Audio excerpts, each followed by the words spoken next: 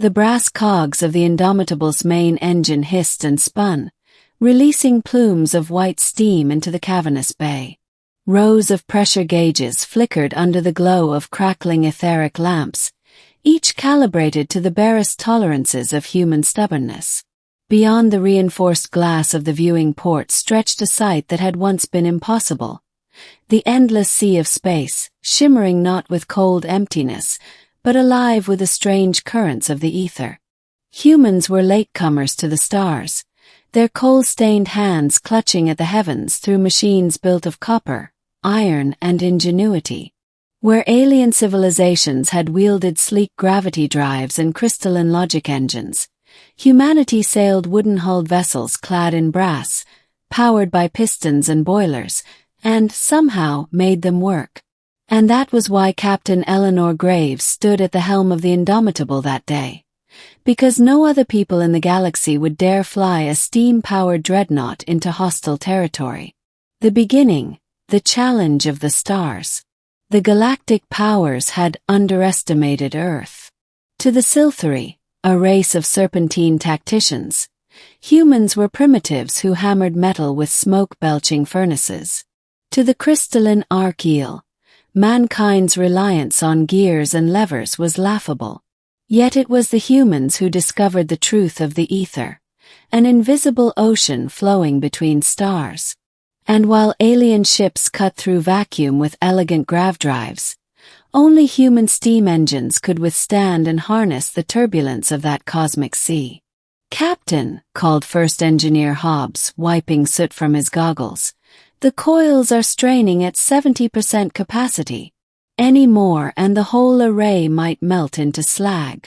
Eleanor tightened her leather gloves and adjusted the brass-plated spyglass mounted to the command rail. Ahead, through the shimmering ether waves, the spire ships of the Siltheri fleet bristled like thorns in the void. "They're expecting us to falter," she said, her voice calm but edged with steel. "They've seen their numbers. They haven't seen us." The crew of the Indomitable, miners, tinkerers, engineers, and dreamers, snapped to their stations. They were not bred soldiers, they were human. And humanity had always been most dangerous when cornered. The middle, into the maw. The battle began not with the thunder of cannons, but with a ripple of ether. The Siltheri fleet unleashed their crystalline resonance weapons, beams of humming light that should have shattered the Indomitable like glass. But where sleek alien hulls collapsed under such pressure, the riveted iron plating of the human warship held fast, the energy dispersing across pipes and boilers that hissed and vented steam into the void. "Guns ready," bellowed Eleanor. Massive turret cannons, forged in the smog-choked forges of Birmingham Orbital, swung into position. They were crude compared to alien beam weapons, but they fired shells lined with pressurized ether tanks, detonating with a storm that even the Siltheri shields struggled to withstand. The first volley struck true. One serpent ship cracked apart, coils of silver blood spilling into the ether currents. The aliens reeled back in shock. Humans had not only survived their weapons but struck back with brutal force. At the heart of the ship, Engineer Hobbs fought a different battle. The engine roared like a chained beast, pistons hammering, gears grinding.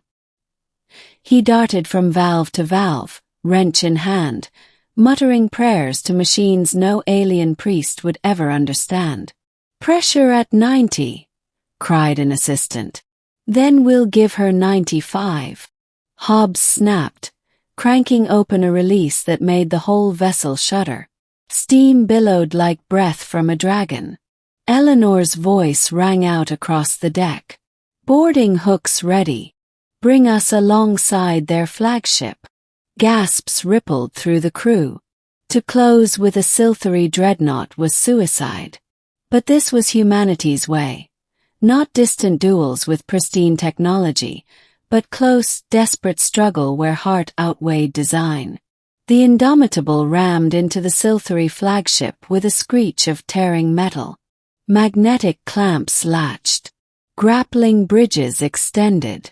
And the humans, clad in leather coats, brass respirators, and wielding steam rifles that hissed with scalding bursts, poured into the alien vessel. Clash of wills.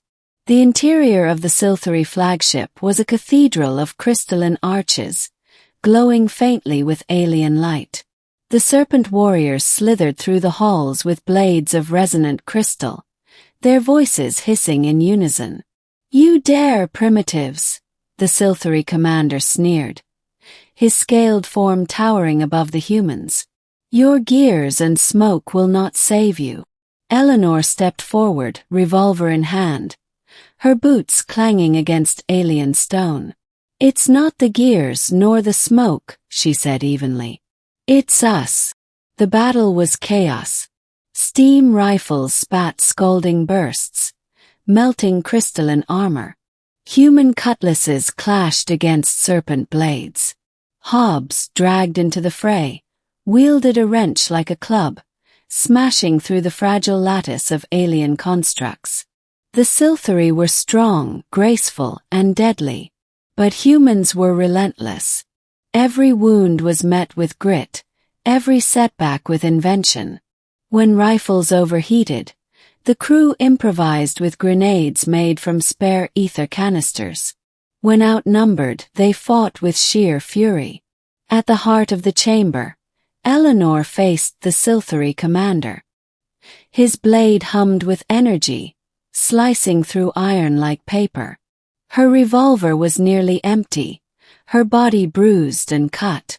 Yet her eyes burned with unyielding fire. "You could kneel," the serpent hissed. "Your kind could serve. Better slaves than ash." Eleanor raised her revolver. "Better free in ash than slaves in crystal." The last bullet fired. The commander fell. The flagship shuddered as its crystalline control spire cracked under the strain. The turning tide. With their flagship crippled, the Silthary fleet faltered. Alien formations, once perfect in their elegance, broke apart in confusion. The Indomitable disengaged, steam belching from every vent, its engines burning hotter than ever. "Signal the fleet," Eleanor ordered, blood streaking her coat. "Tell them humanity holds the line." Around her, other human ships emerged from the ether currents, the Resolute, the Ironheart, the Dauntless, all forged of iron, brass, and stubborn will. They had followed Eleanor into the jaws of the enemy, and now they poured their fury upon the Silthary. The battle raged for hours. Ether cannons lit the void. Alien ships fractured under the relentless advance. And when the smoke cleared against all odds, the humans still stood. The galaxy would never again laugh at steam and gears. The ending. Legacy of smoke and brass. Weeks later, the Indomitable limped back to orbit around New London, its hull scarred, boilers half melted, crew weary but alive. Crowds gathered on the orbital docks, cheering the heroes who had done the impossible. In the great assembly hall, where human leaders debated among soot-stained banners, Eleanor stood before them. "They thought us backward," she said, her voice carrying through the hall. "They thought us fragile. But in the ether, it is not the sleekest design that survives. It is the boldest heart. And no heart in this galaxy beats bolder than ours." Hobbs coughed, his hands still stained with oil.